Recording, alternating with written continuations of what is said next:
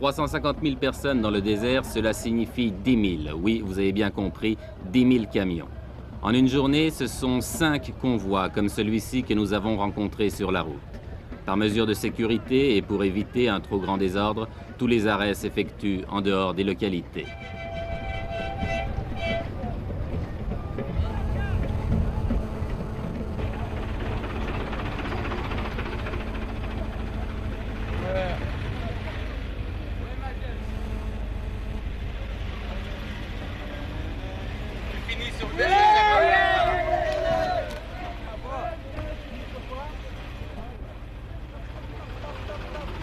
Chaque fois que nous dépassons un convoi, nous retrouvons la même atmosphère, une atmosphère de frénésie.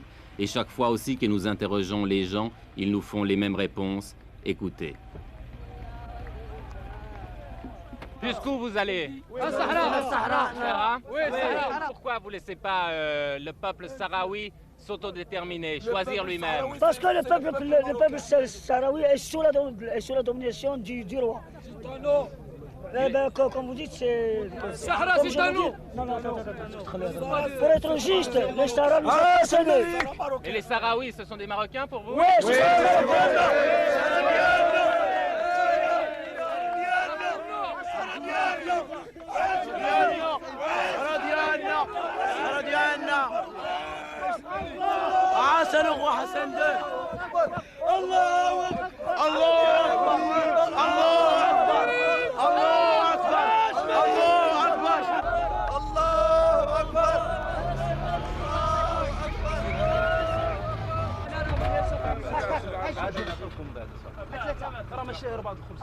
Tout le long du voyage, les vivres sont assurés. On distribue les miches de pain à la lancée, mais en proportion calculée, un pain pour 4 hommes. Le convoi se ravitaille donc, puis reprend la route.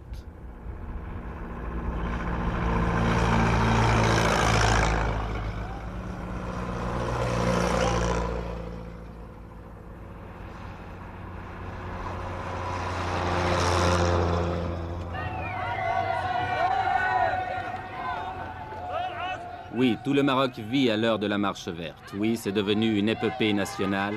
Chaque traversée de ville en témoigne.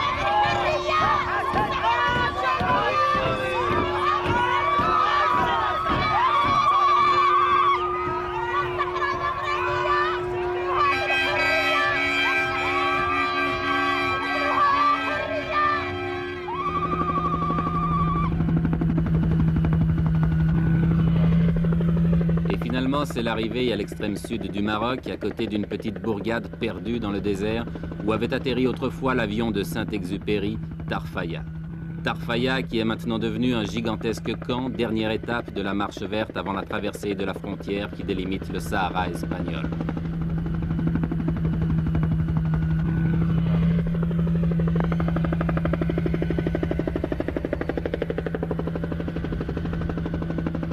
Dans ces alignements de tentes et de camions, on s'est installé province par province. Et l'ambiance de ce campement le fait ressembler à un Woodstock du désert.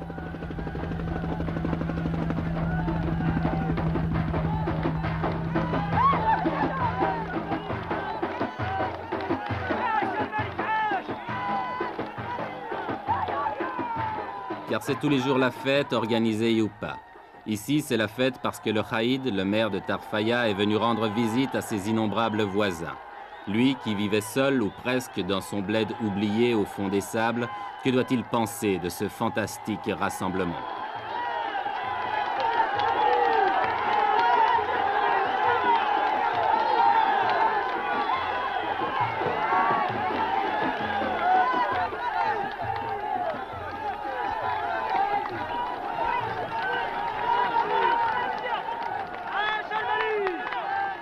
Avec une prodigieuse capacité d'adaptation, la foule s'est installée rapidement. On a nettoyé le sol des cailloux pour en faire des clôtures, on a dressé des tentes de fortune, et il ne reste plus qu'à tuer le temps en attendant l'ordre du roi pour se remettre en marche vers les terres spoliées.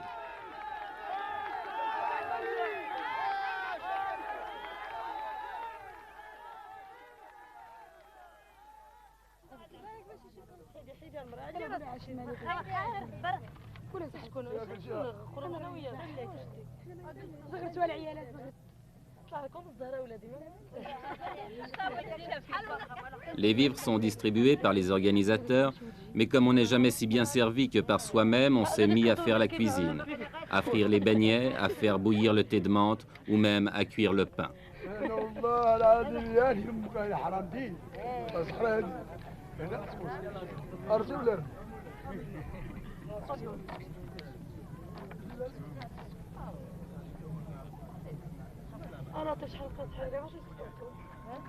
Ici et là, les 1001 petites occupations de la vie quotidienne.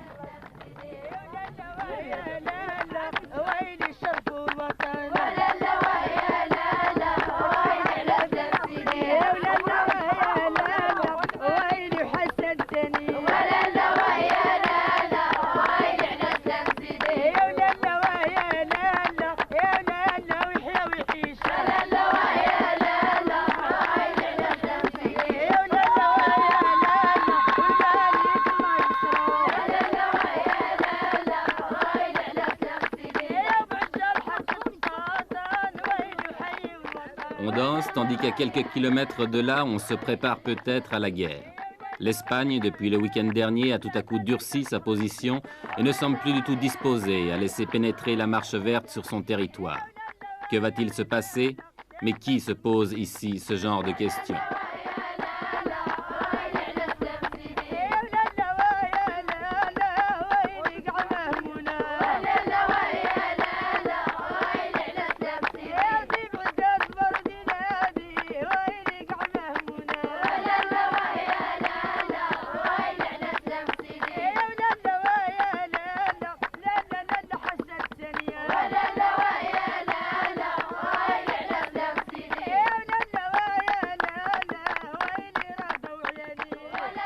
La marche verte n'a pas encore franchi la frontière, mais on ne voit pas comment elle pourrait maintenant s'arrêter, car ce qui est sûr, c'est qu'elle a dépassé le point de non-retour.